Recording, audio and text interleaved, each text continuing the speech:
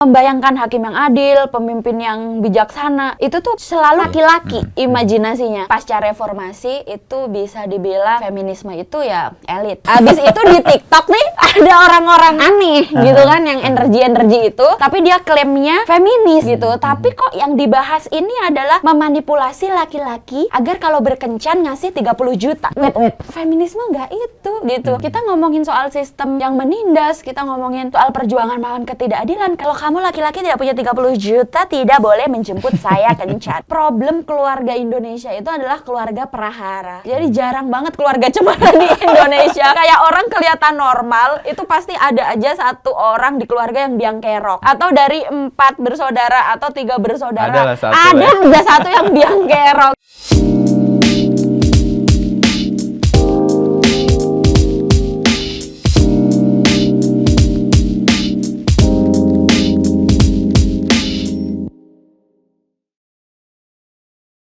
Apa kabar, Lis? Sehat. Sehat ya? Bersemangat. Juni kayaknya cuman Kalis yang bersemangat kayaknya. Oh, harus sehat dong untuk melawan ketidakadilan. Waduh, langsung berat baru mulai ini.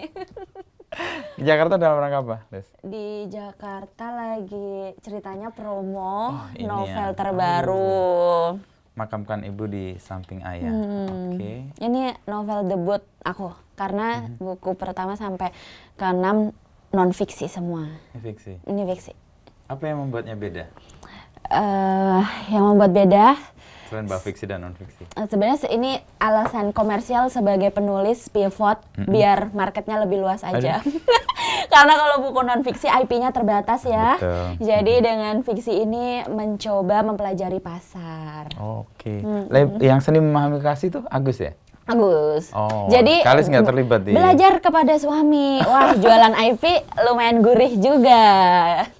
Tapi sebelum ke situ, lu satu-satunya suami istri yang masuk di Beginu tapi sendiri-sendiri. Alhamdulillah, double. Rezeki berjodoh. Berjodoh.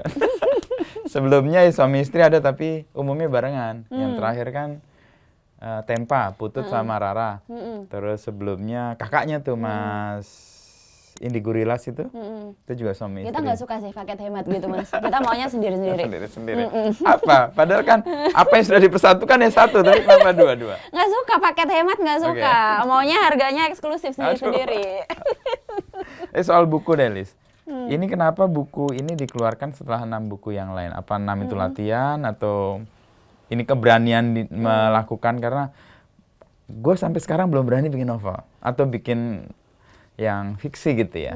Karena apalagi wartawan kan rasanya itu kayak kalau gue ngerasa kayak mengingkari fakta yang ada itu kayak dosa besar gitu misalnya. Kalian gimana ngalamin?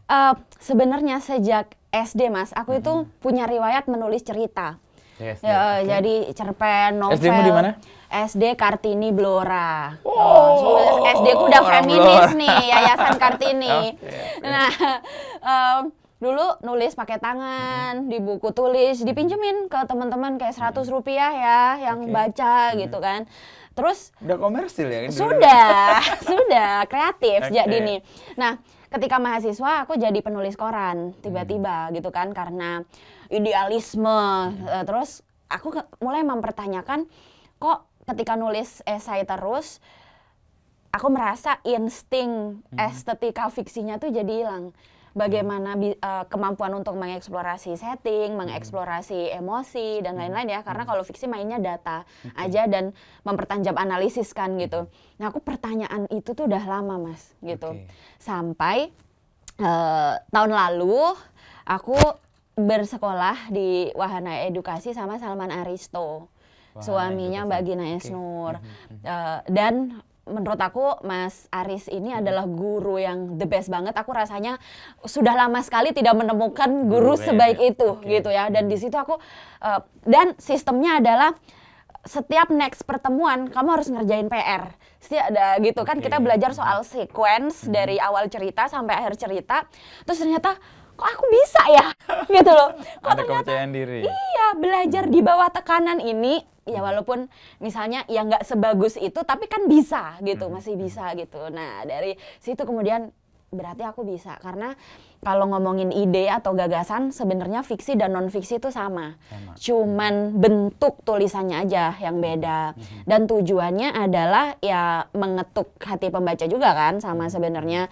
Karena kita bertujuan pengen ngajak pembaca untuk berubah atau ingin merefleksikan sesuatu dan sebagainya, itu kan tujuannya sama gitu. Dari buku ini sendiri, ketika dibuat, kebayang nggak apa yang ingin kali sampaikan dan siapa yang jadi sasaran untuk buku ini kan? Biasanya kalau kita menulis kan, gue bayangin audiensnya inilah.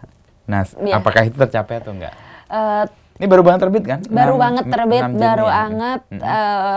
Dan ternyata seru banget sih nulis fiksi, karena ternyata yang dieksplorasi tuh bisa kemana-mana gitu. Jadi dia ngomongin banyak banget isu kesehatan mental gitu, terus trauma antar generasi, kemudian juga kesetaraan gender, dan bicara kesetaraan gendernya bukan data-data gitu, tapi kayak kita membangun storytellingnya itu jadi lebih enak gitu Mas. Jadi aku jadi inline dengan Kalis punya concern ya? Tidak meniatkan begitu, tapi ternyata responsnya pembaca tuh ini tuh masih Mbak Kalis juga ya ternyata gitu. Ya udah kayak nempel apa yang dikeluarkan ya udah Kalis aja. Tapi kemudian Kalis mendeklarasikan dan kemudian dikenal ya sebagai penulis perempuan dan menjadi apa ya, kayak yang lantang bersuara soal isu-isu perempuan dan ketidakadilan itu memang by design di awal atau ada pengalaman tertentu yang membuat Kalis kayaknya harus kesini deh aku melakukan. Even bahkan harus kuliah juga kan, oleh hukum segala. Iya. Dan bulan Juni ya wisuda ya? Iya. Jadi itu gara-gara advokasi undang-undang tindak pidana kekerasan seksual dan juga sebelumnya kerja-kerja pendampingan korban. Di Jogja? Di Jakarta? Ya, di Jogja, di Jakarta kan kita terhubung semuanya. Oh, kalau nggak punya gelar di bidang hukumnya itu sering banget dipandang rendah. Sering banget didiskriminasi, kayak kamu siapa gitu. Jadi aku merasa, oh di Indonesia ini kesarjanaan hukum ini ada artinya gitu Mas. Nah, kalau untuk isu perempuan, aku tidak menyadari bahwa memang bacaan-bacaanku dibentuk. Itu misal kayak yang kemarin meninggal Marjan Satrapi gitu ya, kemudian surat-surat Kartini dan banyak Persepolis tuh ya. Yes, dan banyak hal penulis perempuan lain gitu. Tapi dulu itu aku belum ketemu dorongan ke aktivismenya gitu. Jadi aku cuman merasa buku-buku yang ditulis oleh penulis perempuan atau yang bercerita tentang karakter perempuan itu keren gitu. Dan aku bisa berdiri di atas sepatu mereka gitu. Aku bisa memahami emosi mereka gitu. Nah, ketika kemudian masuklah ke isu aktivisme karena sejak 10 tahun lalu advokasi undang-undang tindak pidana kekerasan seksual, diri kita itu bersama aktivisme itu sebenarnya kalau perempuan ya Mas, itu itu pengalaman tubuh, pengalaman sosial itu bisa membawa kita flashback dari sejak kita kecil gitu. Termasuk proyekku dalam menulis sendiri itu aku menelusuri sejarah tubuh gitu. Bagaimana sampai ke masa kecil. Iya, bagaimana sejarah tubuh ibuku dibentuk, yang kemudian sejarah tubuh itu diwariskan ke aku gitu ya. Oh, ternyata ini semuanya berkaitan gitu. Sebenarnya misal ketika aku tinggal di sebuah desa yang semua perempuannya itu miskin dan suaminya juga miskin, dan tentu saja kemiskinan itu membawa mereka ke kekerasan dalam rumah tangga, siklus kemiskinan perempuan dan banyak hal lain yang dialami oleh perempuan miskin. Dan ketika aku sekarang ada di isu itu yang bikin nggak akan mundur apapun hambatannya gitu. Karena itu pengalaman tubuhku sejak kecil gitu. Aku bisa tahu bagaimana ketakutannya perempuan miskin, bagaimana kecemasan mereka, apa yang mereka alami, kenapa dari generasi pertamanya sampai misal generasi ketujuhnya mereka tetap miskin, apa sih yang terjadi, bagaimana menjelaskan itu semua gitu. Ya. Ada ilmu khususnya yang pelajari selain hukum ya tadi ya? Apa background dari kuliah sebelumnya? Sebetulnya aku S1-nya pendidikan bahasa Inggris.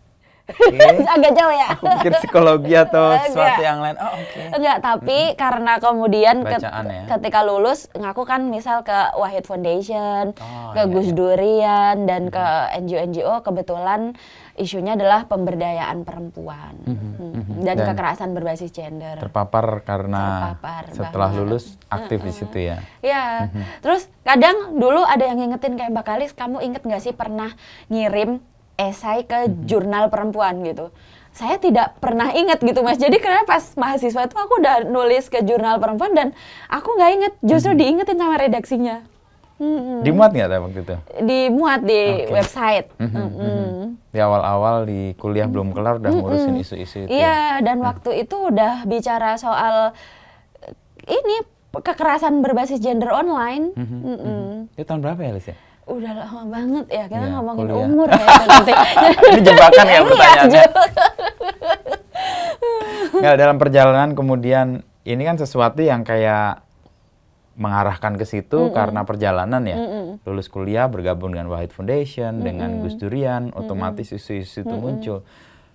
Terus harus belajar hukum karena sedang mengadvokasi itu dan kayaknya sarjana hukum punya makna tertentu deh untuk urusan-urusan kayak gini. Nah, untuk trap ke situ atau tahapan ke situ, Kalis ada yang berpengaruh nggak? Buku atau apa yang membantumu untuk menavigasi Ya, buku banyak. persoalan kan kayak hal yang asing gitu ya? Banyak banget. Iya, jadi pas aku bawa buku-buku ini, aku baru sadar semua buku yang aku bawa itu isunya memang identitas. Oke. Jadi mulai dari ini yang paling baru nih, Heartland-nya Banu Mushtaq. Lihat. Iya, Apanya dia buku? ini kan dia pemenang di International Booker Prize 2025. Penulis India, ya dia India Utara. Terus ya dia mirip-mirip Arundhati Roy sebetulnya ya, karena isunya ternyata dari tahun berapa sampai tahun berapa India tuh tetap ya kasta, agama, Itu masih social menekan ya, apalagi structure, perempuan ya. itu jadi satu gitu. Terus bumi manusia ini kan Oke. identitas banget gitu sebenarnya. Terus ini Kite Runner di si Khalid Husseini, ini kan buku-bukunya The Kite Runner. Ya. Terus And the Mountain Echoes, ya, terus The Splendid Suns, itu kan semuanya ini Afghanistan dan ngomongin tentang identitas banget kan antara suku Pashtun dengan Hazara dan kenapa sih gara-gara mitos abstrak yang bernama suku gitu ya, yang Mereka seteru terus-menerus betul, ya. yang manusia tuh kalau dibelek di bawah kulitnya Sama cuman semua. daging sama darah gitu. Tapi mereka memunculkan isu mitos-mitos tuh jadi bikin kita nggak bisa berteman, bikin kita nggak bisa sekolah gitu kan. Dan itu aku ternyata curious ini sejak dulu di soal situ. identitas ya. Terus ini tuh bekal aku untuk menjadi feminis muslim. Jadi ini periwayat hadis perempuan Oke. di dalam Islam. Bagus banget. Kan perempuan itu kan semua bentuk penindasan yang dialami perempuan tuh sebagian besar dikarenakan perempuan tuh dianggap misalnya akalnya sedikit gitu, sehingga mereka pasti ingatannya nggak bagus. Karena mereka ingatannya nggak bagus, mereka dianggap tidak bisa menjadi saksi di dalam persidangan. Karena mereka akalnya nggak bagus, mereka dianggap tidak boleh menjadi pemimpin gitu ya. Dan Tindakan-tindakan diskriminatif betul, dilakukan. dan ya. banyak hal lain. Tetapi di buku ini ternyata loh back to misalnya 5th century gitu ya. Loh perempuan tuh Punya banyak peran. banget yang meriwayatkan hadis dengan metodologi yang sama, tentu saja yang dialami oleh periwayat-periwayat hadis laki-laki, dan kan banyak juga laki-laki yang tidak meriwayatkan hadis gitu kan. Berarti kan ada perempuan dengan ingatan yang sangat bagus dan kecerdasan yang meriwayatkan. sangat bagus, dan ada laki-laki juga yang tidak mampu untuk menjadi seperti mereka. Dan yang menceritakan, maksudnya kayak mitos-mitos ya yang dibayangkan perempuan di rumah aja, nggak sekolah dan sebagainya tuh semua dibahas gitu ya di dalam buku ini gitu. Terus ini feminis perempuan guru aku nih di Wah, Indonesia. Insis ya. Oke. Bulis Markus Natsir. Ini tuh kitab suci aku, Mas. Dan sebenarnya kalau ngomong feminisme, passionku tuh di sini feminismenya. Menolak tumbang narasi perempuan melawan pemiskinan. Jadi kayak dari buku ini aku tahu kenapa bule dan budeku itu nggak bisa keluar dari kemiskinan sampai sekarang gitu. Kan Mbak, struktural, Yes, sistematis, iya. terkungkung. Kenapa sih mereka 20 tahun tetap jadi jualan es sirup gitu misalnya. Terus kenapa anaknya nggak suka sekolah gitu ya. Misalnya kalau bukannya nggak bisa sekolah tapi nggak suka sekolah gitu. Terus tetap aja ibunya korban kehamilan tak diinginkan, anaknya juga sama korban kehamilan tak diinginkan gitu. Jadi sebagian besar masalah penindasan perempuan tuh diwariskan kenapa sih? Nah, di Ibu Lis Markus ini Mencoba menjelaskan. betul kayak wow gitu, hambatannya tuh banyak banget. Dan bahkan di sini tuh kan Indonesia ya, kayak dari Aceh, Sumatera, Kalimantan, Sulawesi, Lombok, Kupang. Jadi, ini nih ada faktor Indianya juga nih kayak beda daerah itu beda problem yang mereka hadapi. Berarti ini gitu. observasi atau hasil Risetnya Bu Lis. memetakan seluruh Indonesia ini. Iya. Baru dengar ini. Oh, ini kitab sucimu ya? Kitab suciku. Oke. Kan biasanya teman-teman perempuan kalau belajar feminisme itu kan sangat Prancis atau sangat Inggris atau sangat Amerika. Kalau aku tuh sangat India, sangat Timur Tengah dan sangat Indonesia. Yang mempertemukan itu apa? Pilihan pemikirannya kah atau memang aktivisme yang Kalis lakukan selama ini ya berrelasi dengan India dengan bahkan Indonesia yang punya? Kayaknya kalau aku tuh dari faktor identitas agamanya sih, Mas. Oke. Karena aku merasakan, karena aku pengajian gitu, misalnya di masa kecil aku juga mendengarkan gitu, misalnya Pak Kiai gitu kan, kan ada tuh misalnya ayat yang bilang orang Islam itu, Muslim itu bisa masuk surga tanpa hisap gitu ya, itu dengan banyak cara gitu. Misalnya hakim yang adil, pemimpin yang bijaksana gitu kan, ada beberapa kategori tuh. Nah, membayangkan hakim yang adil, pemimpin yang bijaksana, itu tuh selalu perempuan, selalu laki-laki imajinasinya. Terus Pak Kiainya bilang gini, ibu-ibu jangan khawatir, ibu-ibu itu golongan yang terakhir nih Bu, gitu ya, menjadi istri yang taat mutlak kepada suami gitu. Bayangkan kalau laki-laki itu harus jadi hakim, harus jadi pemimpin gitu ya. Kalau ibu-ibu Bu tinggal taat mutlak aja Mas. Kalau nyuciin baju suami Bu, jangan ngeluh. Kalau nyetrikain baju suami, itu yang ikhlas Bu, gitu. Langsung diganjar surga, gitu kan. Nah, sejak dulu tuh sebetulnya penasaran gitu. Kenapa sih begitu, gitu. Nah, ketika pertemuan dengan buku-bukunya Fatimah Mernissi, gitu. Misalnya Tonawal El Sadawi atau Marji, gitu ya. Misalnya di Persepolis. Ini tuh sebenarnya pengalaman kolektif muslimah di dunia. Nah, kemudian itu ketemu dengan pengalaman kultural atau tradisi di negara yang berbeda-beda. Misalnya kalau Islam ketemu adat Jawa atau Islam ketemu adat Lombok gitu ya. Kalau dia kan Islam ketemu adat India atau Islam ketemu Afghanistan jadinya apa? Islam ketemu Mesir jadinya apa gitu. Nah, wih, mirip ya gitu. Itu yang kemudian menyatukan pilihan atau setidaknya kiblatnya ya untuk misalnya kalau korban kekerasan dalam rumah tangga aja gitu ya, ketika misalnya dia sulit untuk meninggalkan pasangan abusifnya, itu kita bisa tanya tuh sebabnya apa? Apakah bersumber dari tradisi yang asalnya dari Jawa misalnya atau bersumber dari nilai-nilai agama yang dia percaya gitu. Misalnya dia bilang, saya takut meninggalkan suami saya karena memang salah saya, istri itu memang harusnya taat gitu. Kalau suami saya marah, kalau keluarga saya tidak harmonis, itu pasti kesalahan saya deh yang nggak bisa bikin keluarga saya harmonis gitu. Atau saya nggak bisa menjaga nama baik misalnya, itu tuh bisa di-track dan pasti dari pemahaman dia akan agama itu nggak berdiri sendiri. Ada pemahaman akan tradisi dan bertemu jadi satu biasanya. Jadi penguat dan malah mengungkung dia lebih dalam lagi. Iya. Nah kalau di India, aduh parah banget kayak. Karena kan ada kasta, ada agama, faktor lebih banyak ya. Ya ampun, kayak gitu kan baca Banu Mustaq tuh ya aku kayak ini kalau aku jadi aktivis, aku kerala gitu kayak gimana ya? Kerumitannya berlipat-lipat gitu Iya, ya. kayak apa? Menusuri benang kusutnya, cabutin Banyak benang banget kusutnya tuh dari mana nggak tahu. Gitu. Nah kalau Kalis mendefinisikan sebagai feminis yang muslim dengan feminis yang lain, bedanya di mana? Atau yang secara oh ini feminis muslim nih, ini feminis yang... Harusnya sih sama. Harusnya Jadi sama. kalau di sekarang di tahun 2026 kita udah nggak lagi menggolong-golongkan itu karena kajiannya udah sampai ke feminisme dekolonial atau feminisme interseksionalitas.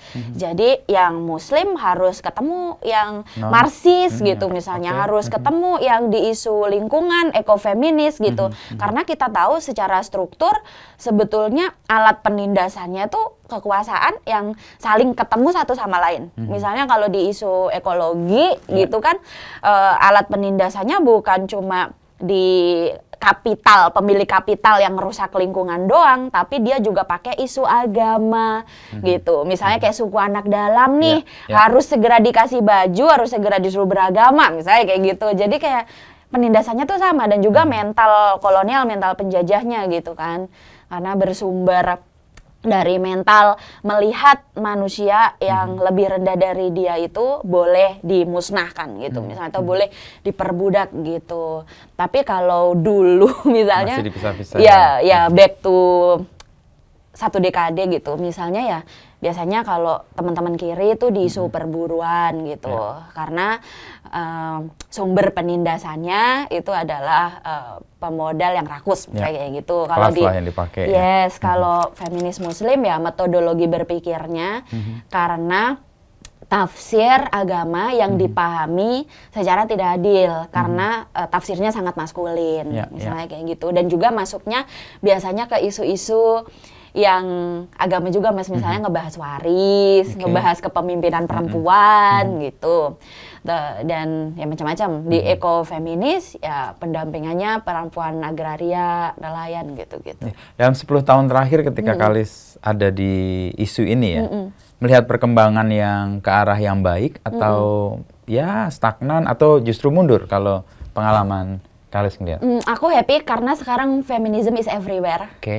Kalau orang makin berani juga ya. Iya.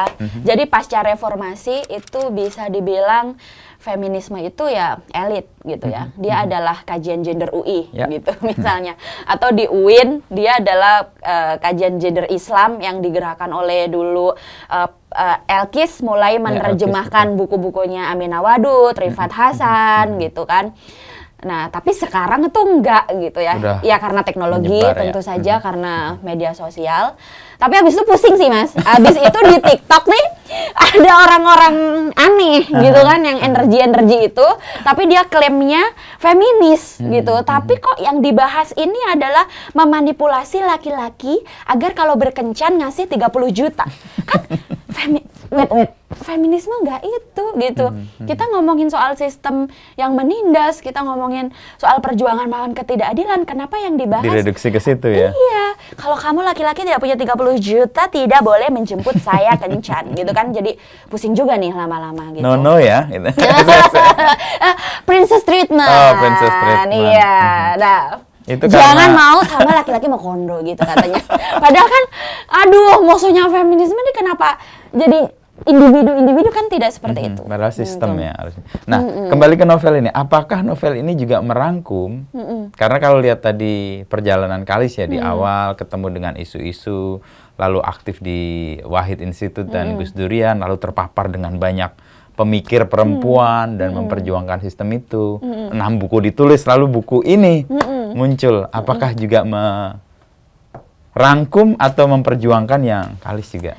Aku jadi merasa gini, ini kan baru banget terbit, tapi kemudian aku merasa expand audience Mas sebetulnya. Expand audience yang selama ini? Iya, jadi bisa jadi ketika aku nulisnya non-fiksi terus, sebenarnya basis pembacaku itu berhenti karena di basis pembaca non-fiksi. Padahal ada ceruk pembaca fiksi itu yang sangat luas gitu ya, dan mungkin bisa nyampe ke anak-anak gen alpha gitu nantinya gitu, dan karena belajarnya nggak perlu teori nih, ngetuknya mungkin nggak perlu dari Fatimah Mernissi atau Aminah Wadud gitu sebenarnya. Cerita, jadi cerita gitu, jadi Di situ sih happy-nya, Mas. Jadi dia membantu untuk meluaskan audiens satu, yang kedua bisa menembus ruang-ruang yang selama ini nggak tertembus ya. Betul. Dan metode ini kamu terapkan kan sering menyebut sebagai storyteller ya. Storyteller. Apa yang kamu pahami tentang storytelling dan storyteller itu sebenarnya? Mas Inu gimana? Boleh gak sih? Pencerita. Ya boleh. Ya aku senang dengan orang yang bisa bercerita dan aku kagum dengan orang-orang yang bercerita sehingga ingin jadi seorang pencerita juga. Kenapa? Manusia tuh dari perspektif ya biasanya menolak kebenaran, tapi tidak kebenaran yang dimulai dengan kalimat pada suatu ketika. Setiap cerita itu memudahkan orang untuk bisa menerima, meskipun endingnya adalah anjir dia lagi menjelaskan soal tema ini nih, soal ayah nih, soal kesetiaan nih, tapi tidak dengan setia adalah gini, tapi pada suatu ketika ada seorang istri ditinggal oleh suaminya yang ingin mengejar mimpinya sebagai musisi dan membuat istrinya hidup dengan anaknya membiayai hidup. Nah, ini kan cerita awal kalau kita ngomong film Koko lah itu.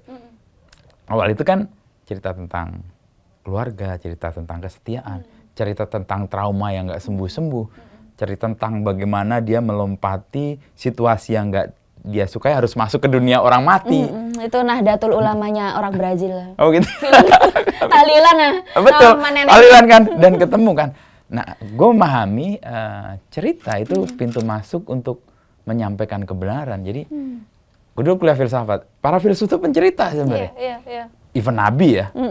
Yesus dalam tradisi kekatolikan, kekristenan itu pencerita. Nggak pernah dia ngomong harus begini-begini, nggak. Pada suatu ketika ada orang perempuan lewat gini, lalu dia melakukan ini dan sebagainya, kamu akan merajam. Nah, itu cerita semua.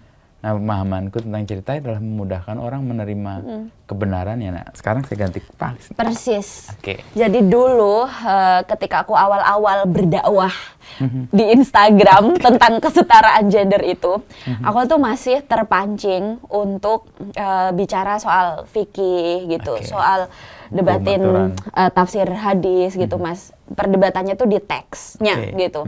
Dan sebetulnya tuh sangat bisa dilakukan oleh orang-orang UIN setiap hari di kampus dia sebenarnya mengerjakan itu gitu kan.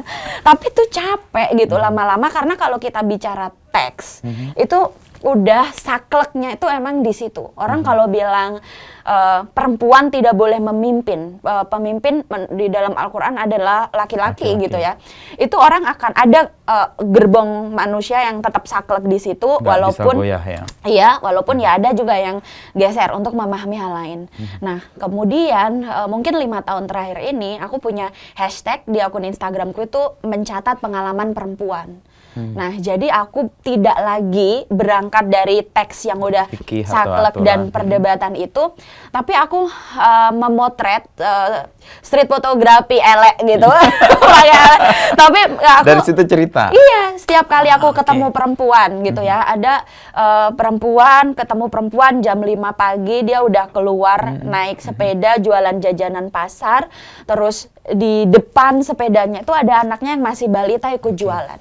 Kemudian aku ceritakan gimana kalian bicara bahwa perempuan tidak boleh mencari penghasilan di luar rumah, yang kamu bilang katanya tempat terbaik bagi perempuan adalah pojok belakang di rumahnya agar dia bisa menjaga kemurnian, agar dia bisa menjaga kesucian. Tapi bagaimana dengan perempuan di foto ini? Bisa jadi suaminya sedang sakit di rumah, dia udah bangun dari jam 3 pagi merawat orang tuanya yang sedang sakit. Kalau kamu bilang dia tidak bertanggung jawab kepada anaknya, dia membawa anaknya berjualan, itu artinya nggak ada support system lain di rumahnya gitu. Dan secara data memang hampir 30% keluarga di Indonesia dipimpin oleh perempuan kepala keluarga gitu. Dan itu bukan perempuan yang bercerai, ada perempuan yang suaminya PHK, ada perempuan yang suaminya sakit menahun atau disabilitas, sehingga secara kapasitas memang laki-lakinya tidak bisa menjadi pemimpin dan dia disebut perempuan kepala keluarga gitu. Nah, di situ selesai, nggak ada yang mendebat gitu. Terus gini aja lah gue. Metode ini gitu Kayaknya ya. cocok. Karena ternyata story itu bisa menyentuh lebih banyak hati gitu. Karena Persis. ketika kita memperdebatkan Aturan, iya memperdebatkan gitu, norma. produk-produk hukum yang sudah dianggap selesai, capek, dan orang kebanyakan pamer bahwa dia lebih bisa. Gitu. Dan story kayaknya membuat orang rileks juga ya untuk menerima sebuah hal yang kita anggap benar ya, atau sesuatu yang ingin kita sampaikan. Iya. Misalnya ada kemudian akun-akun menamakan diri sebagai akun dakwah, tetapi postingannya tuh sangat diskriminatif kepada perempuan. Misalnya gini, jangan menikah dengan perempuan yang suka bekerja gitu, yang dorongannya untuk bekerja di luar rumah itu tinggi, karena dia pasti tidak bisa menjadi ibu yang baik untuk anak-anaknya gitu kan. Terus aku tinggal lempar aja di Instagram kayak, guys, ceritain dong gitu, kamu anak bekerja. dari perempuan dengan ibu bekerja, Bekerja. ceritakan dong pengalaman terbaikmu dengan ibumu perempuan yang bekerja di luar rumah. Langsung ratusan cerita. Ya, kayak aku memorable banget justru karena pulang sekolah aku mampir ke kantor ibu. Di kantor ibuku dulu ada perpustakaan mininya. Aku menunggu ibuku sampai selesai bekerja. Setiap selesai bekerja kemudian diajak ibu makan di restoran yang favorit. Jadi karena ibuku bekerja, aku justru jadi punya quality time di weekend gitu. Karena ketika ibu libur, ibu selalu menjanjikan misalnya piknik atau makan enak gitu. Jadi banyak banget langsung cerita-cerita menyenangkan itu gitu. Nah, dalam konteks untuk kemudian menemukan cerita sebagai dalam tanda petik senjata ya, Betul. untuk menyampaikan itu. Lalu kan ada aturan atau norma yang memang saklek tuh. Sebenarnya untuk bisa memahami itu, Nah, itu harus baca buku ini. Jadi orang nggak bisa jadi storyteller yang bagus juga kalau nggak punya basic perspektifnya. oke. Gitu. Sebenarnya tetap dibangun dari fondasi teori juga. Kalau nggak punya sih. perspektif yang tepat, Iya, bisa keliru juga ngambil Kan judgment-nya. ceritanya mau dibawa POV-nya kemana gitu. Nah, dalam perjuangan ini kan pasti ada yang nggak suka, atau ada yang keberatan, atau bahkan mungkin ya menyerang kah. Yang terakhir kan Kalis punya pengalaman akunnya. Ya udah. Itu gimana? Ya setiap hari sih Mas. Setiap hari tuh ratusan link-link phishing ke email, ke DM, dan ya udah biasa, udah terlatih.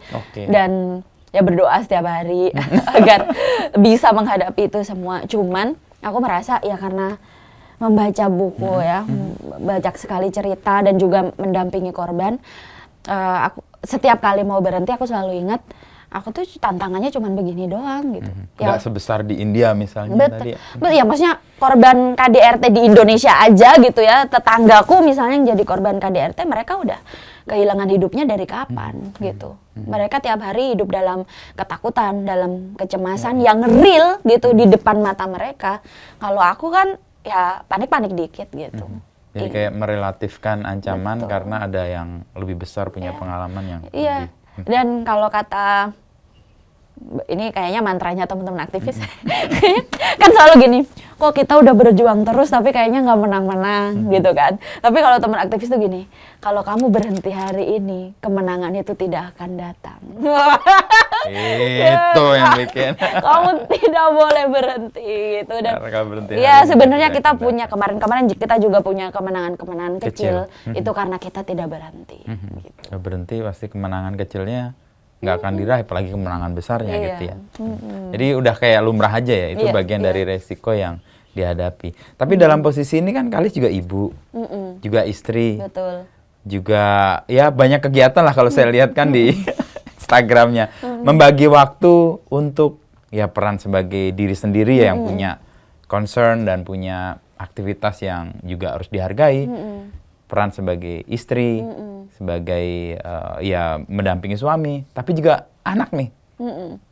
Membagi waktunya atau membuat itu adil gitu ya untuk semuanya gimana? Ya quality time. Jadi segala yang kita lakukan berarti harus berkualitas. Dulu kalau misalnya sama Agus itu ada kesepakatan gini. Jadi kayak kesepakatan sebelum menikah gitu. Kalau oke, kamu boleh keluar kota gitu, tapi kalau setelah 4 hari pulang dulu, abis itu baru keluar kota lagi gitu kan. Tapi pada praktiknya kadang-kadang bisa seminggu sekarang atau bisa lebih dari itu, dan selalu ada toleransi yang dibikin ya, toleransi baru yang dibikin, dan ternyata dia bisa sih.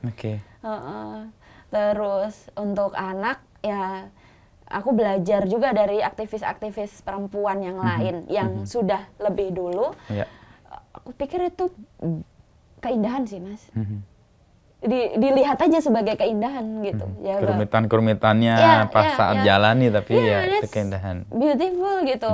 Kayak, dan gak cuma aktivisme doang lah ya, banyak pekerjaan-pekerjaan lain yang dilakukan oleh perempuan yang juga menghabiskan banyak waktu, dan mereka bisa punya kualitas yang sama besarnya dengan pasangannya, dengan anaknya, dengan berbagai strategi dan resiliensi yang mereka bangun gitu. Aku belum ada apa-apanya kalau misal ngelihat perempuan PhD gitu misalnya, yang pergi ke Amerika dan beasiswanya sangat terbatas sehingga suami dan anaknya nggak bisa ikut gitu, atau misalnya ikut, dan aku ya sering ya mengunjungi perempuan-perempuan PhD gitu yang lagi di Eropa, dan mereka kerja kasar gitu, sangat struggling, dan that's beautiful gitu, karena ada yang dia perjuangkan kan. Dalam konteks perempuan yang sekolah, dia memperjuangkan pengetahuan, dan itu perintah agama. Gitu kan, mengajar ilmu. Minal mahdi ilal lahdi lo, mulai metu ayatnya. Yang artinya? Dari ayunan hingga ke liang lahat gitu. Itu dalil penting loh dalam Islam. Gitu kan, kalau di kita misalnya, yang memperjuangkan keadilan itu kan juga buat lebih banyak orang gitu. Jadi aku pikir kayak, kalau kita bisa membagi daya yang dititipkan Tuhan untuk kita, untuk banyak orang, itu nggak adil kalau di-keep untuk keluarga aja misalnya. Justru harus dibagi ya? Harus dibagi. Dan alhamdulillah kalau keluarganya suportif, itu keindahan yang luar biasa. Alhamdulillah Agus suportif ya? Suportif. Ya, Agus, kamu suportif apa careless sih sebenarnya? Aku juga bingung. Kalau lihat dari cara ngomong anaknya suportif banget sih. Diajak keceh di saluran irigasi dan selalu kocak kita. Itu bagian dari ya akhirnya memberi toleransi ya, meskipun ada kesepakatan, tapi ketika pada saatnya menuntut sesuatu yang berbeda ya dinegosiasikan ya. Komunikasi dengan itu ada teorinya, kalau di dalam feminisme namanya menegosiasi patriarki. Dan kamu berhasil menegosiasi ya, sebenarnya feminis tuh setiap hari, misal dalam relasi dengan pasangan tuh menegosiasi patriarki tiap hari, gitu. Kayak, ini kesel banget sih, ini kayak laki-laki ini naruh anduk ke tempatnya aja. Itu setiap hari gitu, dan ketika kita ngomel setiap hari, itu praktik feminisme juga gitu. Saya jadi korbannya terus. Udah diingetin terus saya anduk di kasur. Nggak diangkat.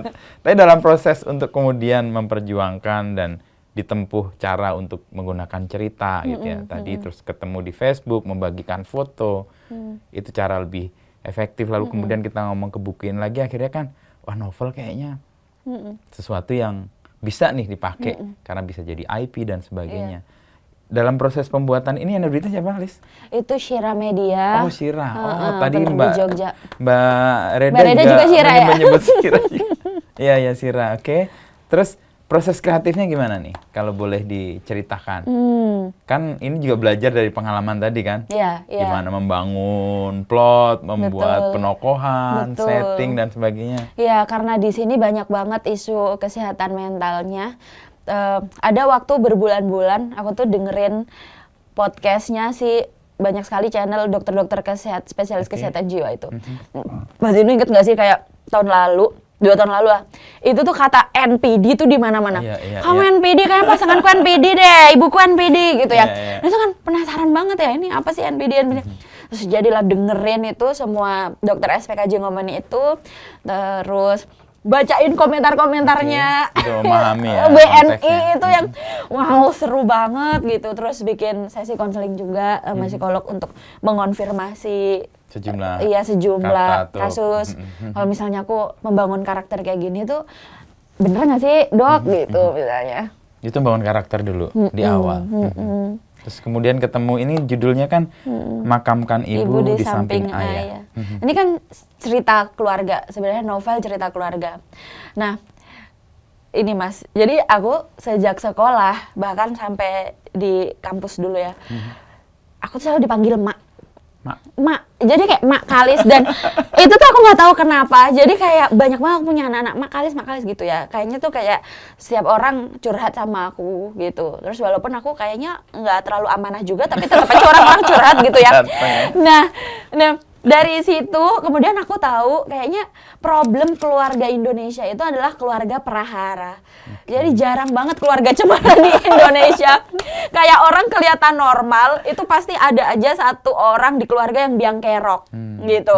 Atau dari 4 bersaudara atau 3 bersaudara, ada satu yang biang kerok gitu ya. Nah, dari situlah menurut aku juga sebetulnya penikmat cerita novel-novel cerita keluarga dan juga film-film keluarga Indonesia, filmnya Ernest ya, Noktah Merah Perkawinan segala macam, atau tren yang belakangan keluarga ya. Itu aku menikmati banget, walaupun orang nyebut nggak berkelas misalnya gitu kan, kok nggak thriller sih atau apa, tapi aku suka gitu.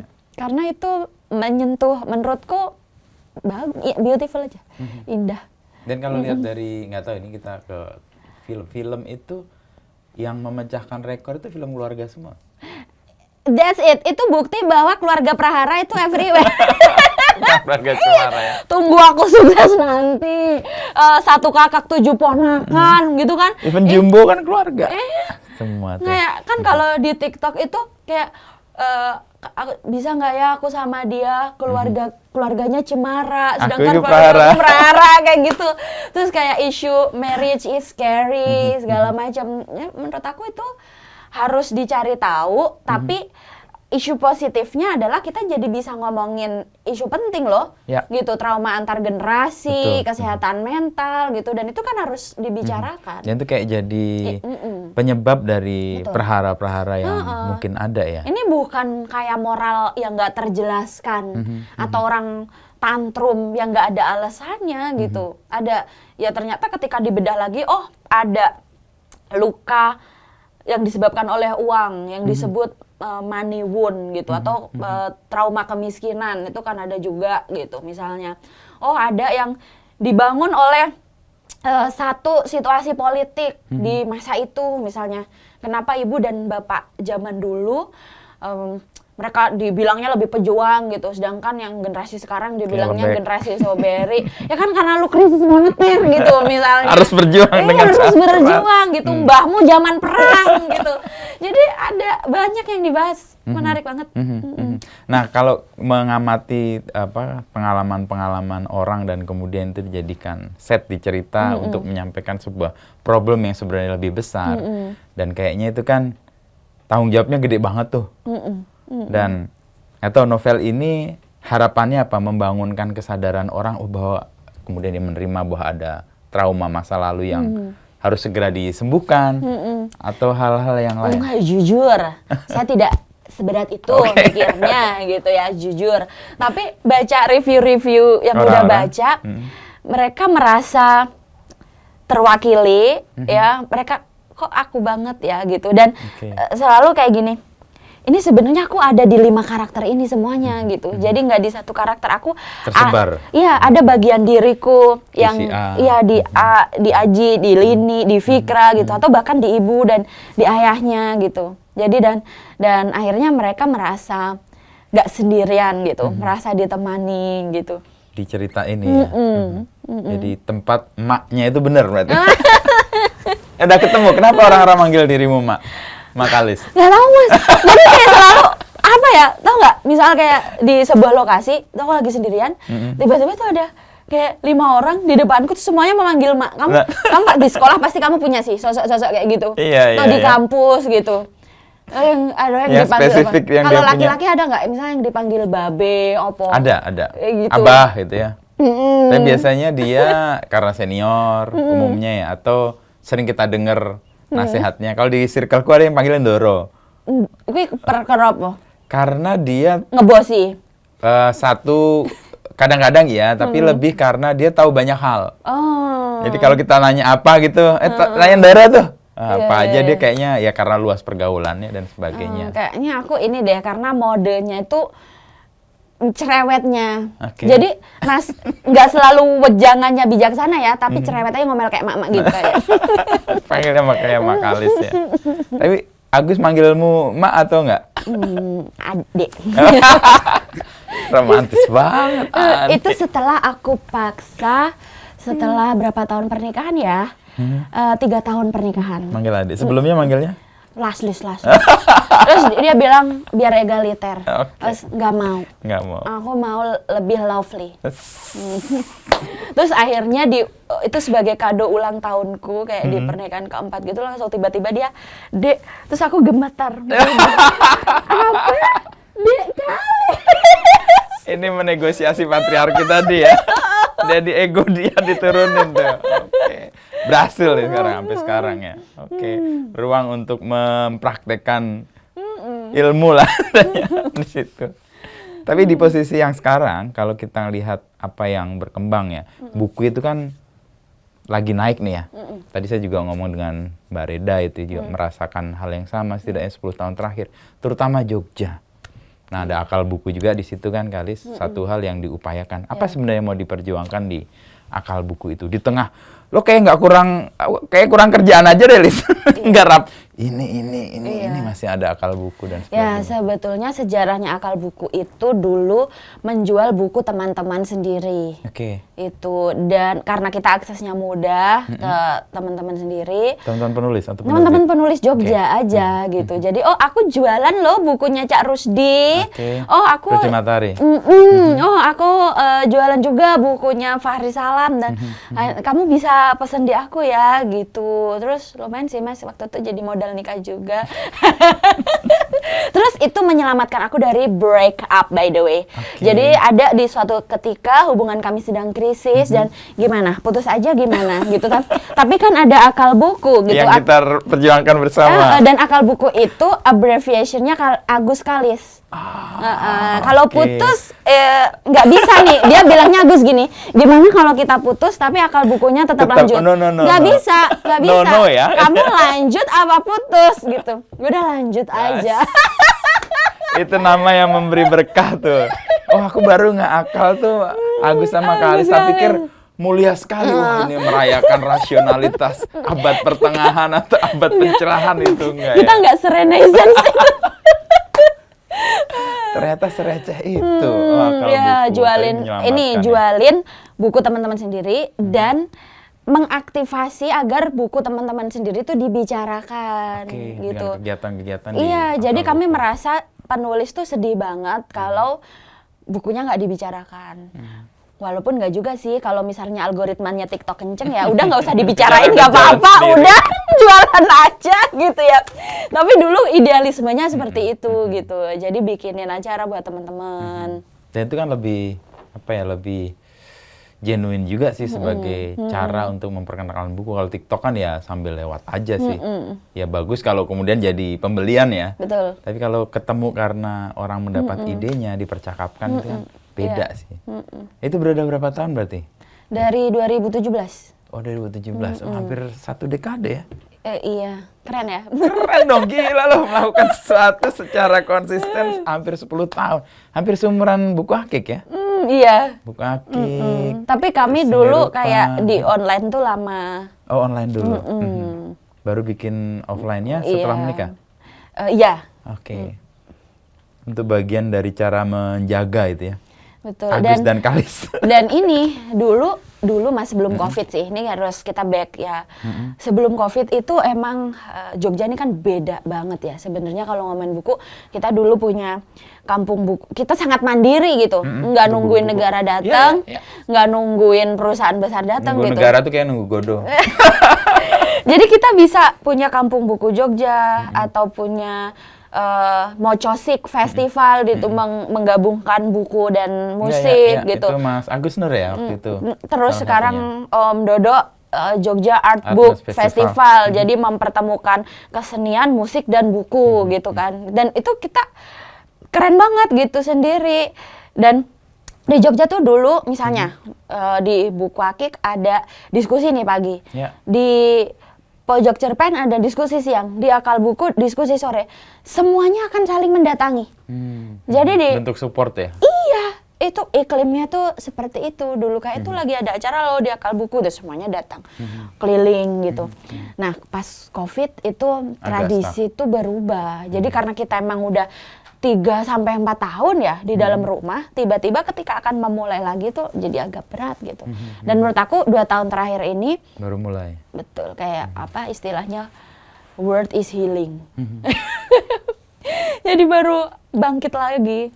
Dan kalau di antara para pelaku buku ya di Jogja kan tadi ada semangat untuk saling supportnya kuat. Tapi dalam satu sisi namanya bisnis ya kan, pasti ada keinginan untuk mendapat apa bisnisnya lebih bagus lah. Ya kompetisi lah itu nggak bisa dipungkiri sih. Tapi Jogja itu memang khas banget. Gimana orang-orang Jogja itu bisa menyeimbangkan antara itu. Satu tetap saling support, tapi satu sisi mereka juga bisa mandiri juga sendiri-sendiri. Jadi sekarang kita bicaranya tuh karakteristik.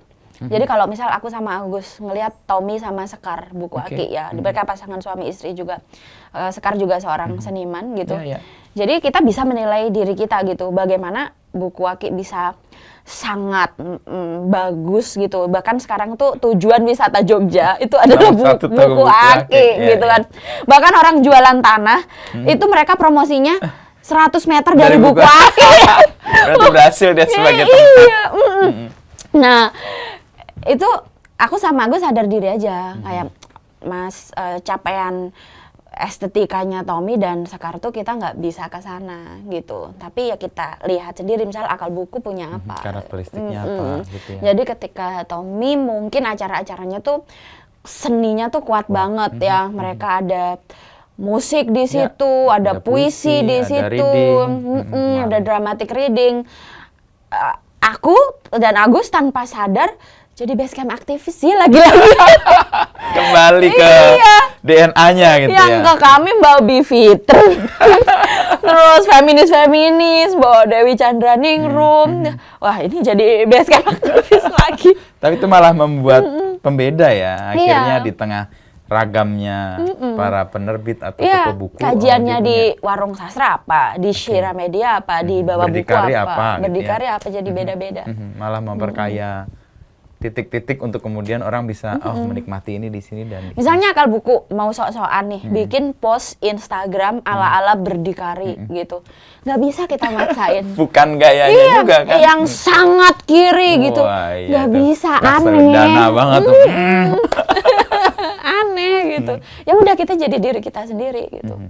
Tapi kemudian menemukan audiensnya yang khas. Meskipun kemudian identifikasinya dengan Kalis dan Agus kan, para aktivis. Itu karena didesain atau ketemu begitu aja? Ketemu karena ini buku-buku yang dijual kan aku dan Agus yang mengkurasi gitu. Oh itu jadi cerminan ya, akhirnya mengumpulkan ya. Iya, akhirnya juga sendiri. Basis perempuan yang ngomongin kesetaraan gender gitu, atau Islam ya, Islamnya yang moderat gitu jadinya. Aki nggak bisa lo jualan buku-buku agama. Nyari bukunya Prof. Nadir pasti di Akal Buku. Kalau aku nyari yang pop, populer atau hal-hal yang sifatnya ya filsafat, sastra gitu ya. Emang akhirnya menemukan sendiri. Nah di ruang yang Jogja yang demikian cair ya dan saling support itu, yang belum punya apa gimana sih sebenarnya bisnisnya bisa beriringan gitu ya? Karakter aku nggak tahu ya apa yang diberikan Jogja tuh Mas. Tapi kalau mohon maaf ya orang Jakarta ya, nggak bisa kita kayak orang Jakarta di sini gitu. Kalau orang Jogja tuh udah kumpul bareng gitu, semuanya pelaku bisnis, pelaku literasi, kayak aku bisa bantu apa gitu.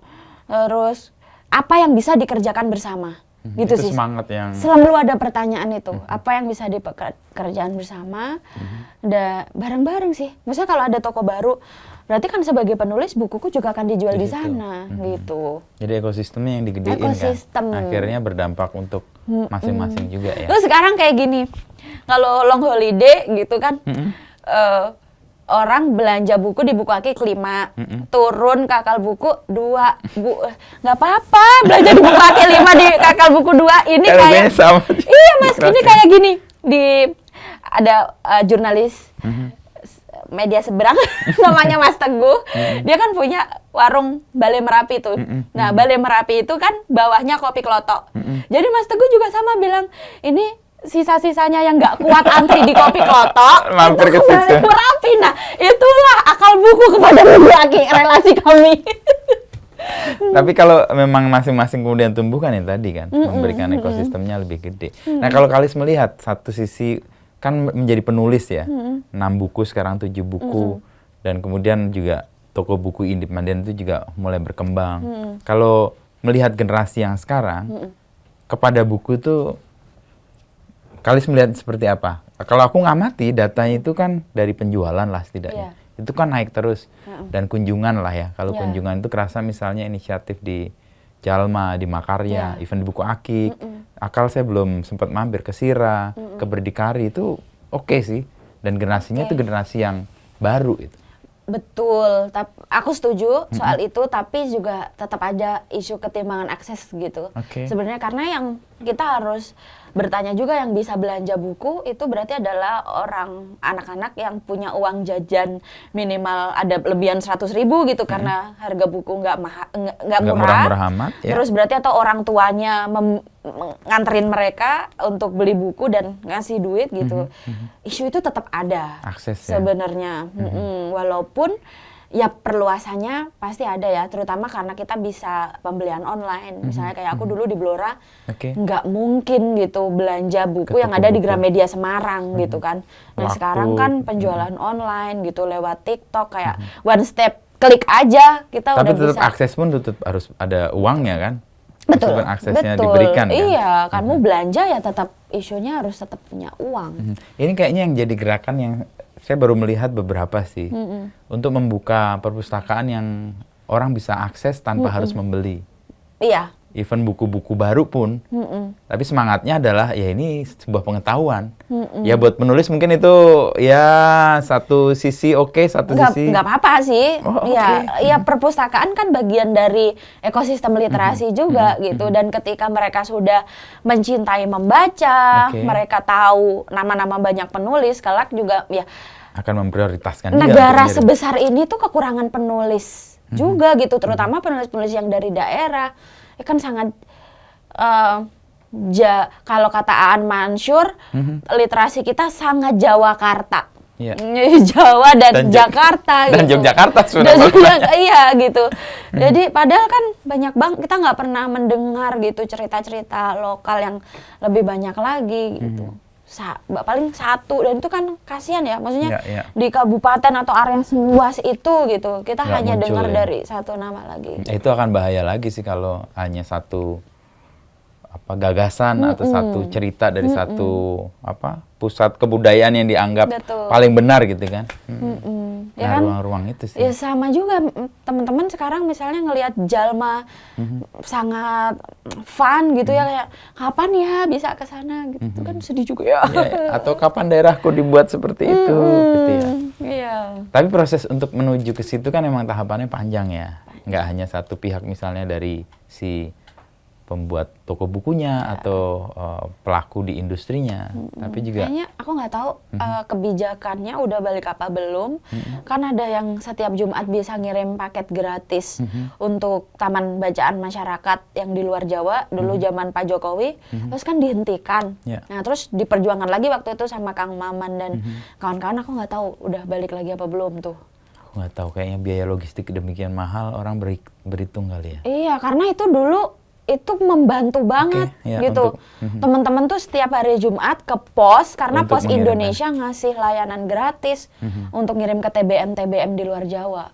Aku belum dengar update-nya, tapi yang aku dengar update lebih menyedihkan. Gimana tuh? Banyak kartu pos yang biasanya dikirim, ada temanku di Eropa gitu ya, dia ngerasa kartu posnya nggak pernah nyampe. Itu kan ternyata tidak ada pengiriman ke lokasi itu, jadi kalau orang mau nerima kartu pos itu dia harus datang ke kantor pos pusat terdekat. Ya, karena nyampe ke situ ya kalau ngirim satu ngapain gitu kan. Kalau dulu kan lebih mudah sebenarnya, karena emang jaringan dan operasionalnya kan lebih ya pos. Kalau sekarang kan ya dia kalah bersaing juga dengan mohon maaf Komisaris Pos Indonesia dengarkan jeritan hati rakyat. Ya itu faktor yang menentukan sih pengiriman gratis di hari Jumat itu ya, untuk perpustakaan-perpustakaan. Iya. Sehingga tumbuh kan. Tumbuh. Nah, di harapanmu dengan novel ini apa, Lis? Laku keras? Iya dong. Pastilah. Lo udah tanda tangan banyak banget kayaknya. Iya. Ada berapa sudah Udah tanda tangan 1000 udah habis. Oke, wah 1000 itu. Jual buku 1000 itu susah loh sekarang. Alhamdulillah. Berhasil. Itu juga ini faktor merawat akun Instagram. Ada gunanya Instagram? juga. Oke. Paling banyak dari situ. Ya, karena apa ya? Apa sih visibility ya kita sekarang ya penulis yang laku itu juga Yang ya, dilihat, yang iya dikenal. terlihat di sosial media juga. Itu membawa berkah untuk jadi pembeli lah ya. Nggak hanya mendukung. Ya kalau aku dari akunya sendiri kayak jadi ketagihan aja sih Mas. Mau nulis cerita lagi.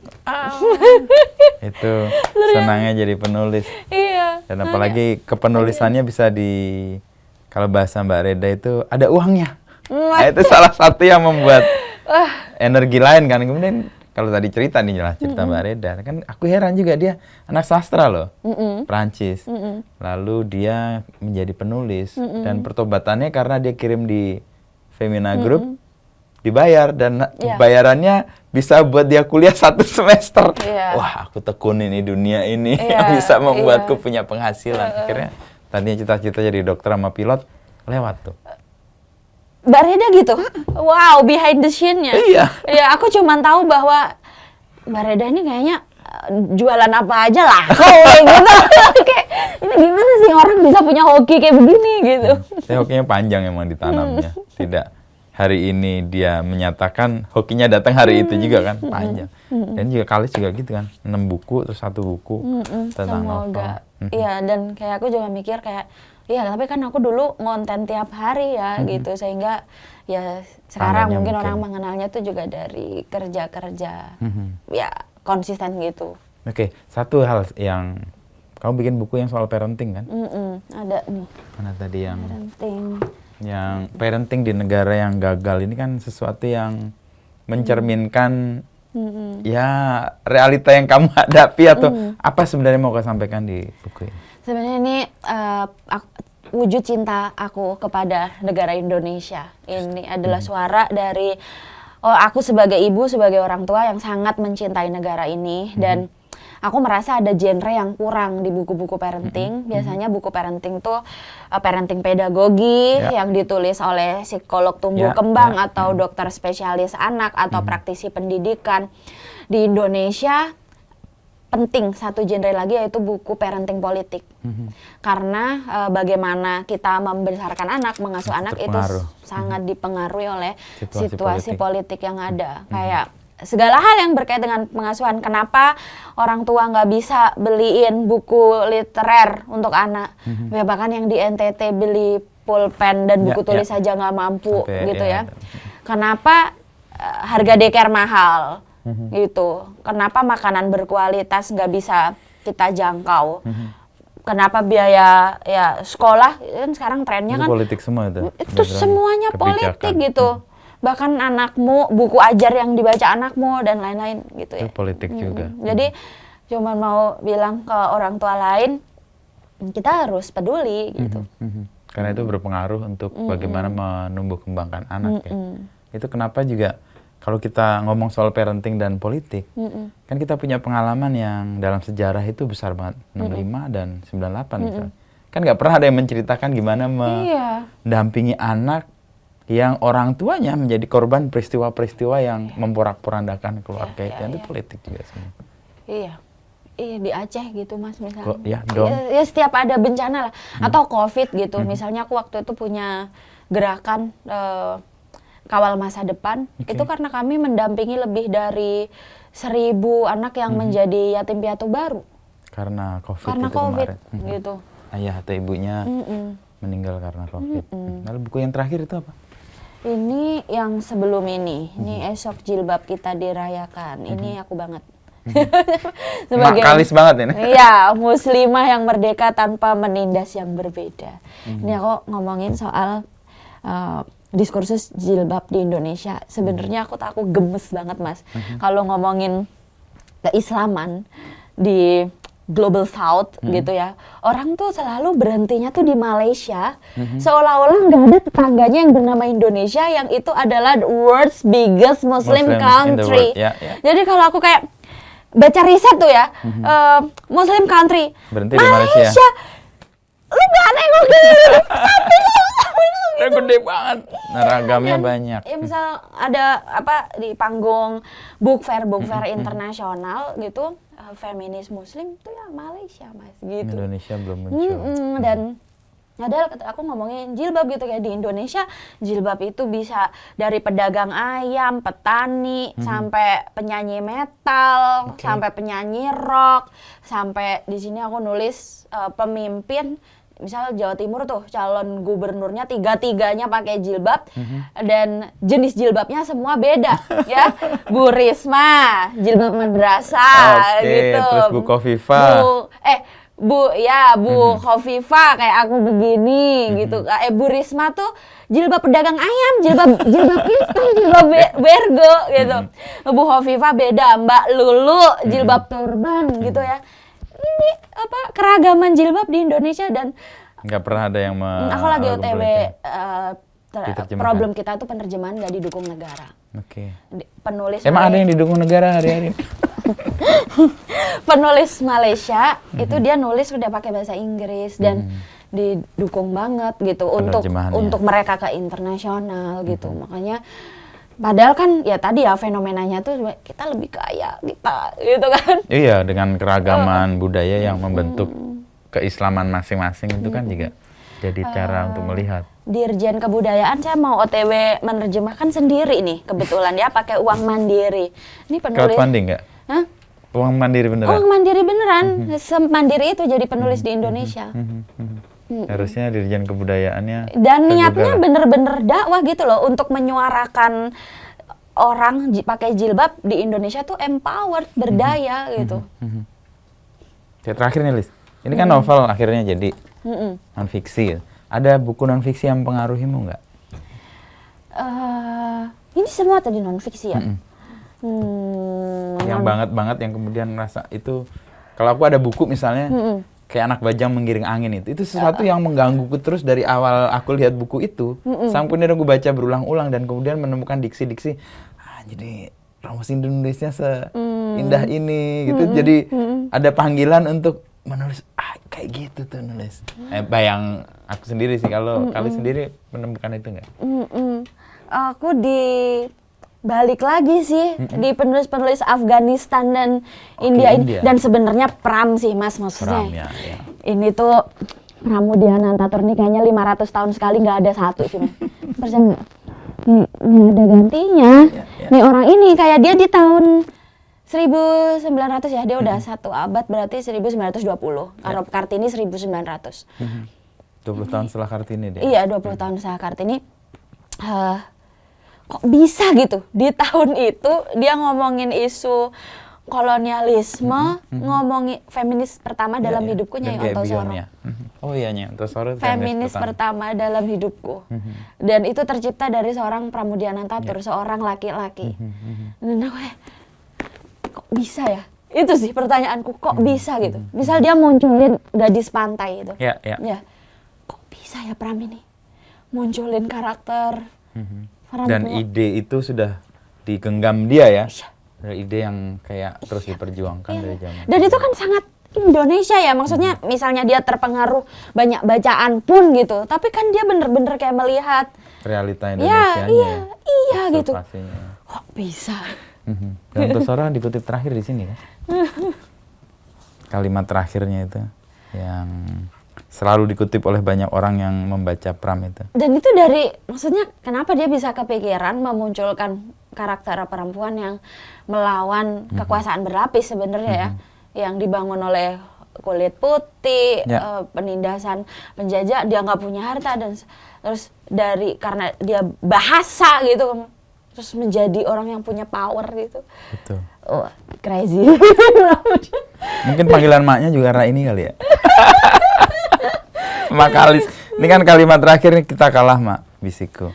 Kita telah melawan naknya sebaik-baiknya, sehormat-hormatnya.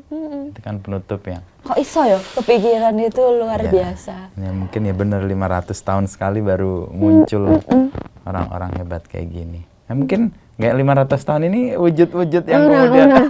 Orang aku sadar diri. Lis, thank you Lis ngobrolnya untuk buku-buku dan apa yang sedang kamu perjuangkan. Moga-moga memberikan semangat tambahan, bukan membuat ketakutan bertambah ya. Dan mudah-mudahan tadi negosiasi dengan patriarkinya sukses.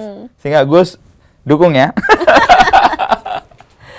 Thank you Mas Inu. Ya sama-sama Lis. Nah ini dia.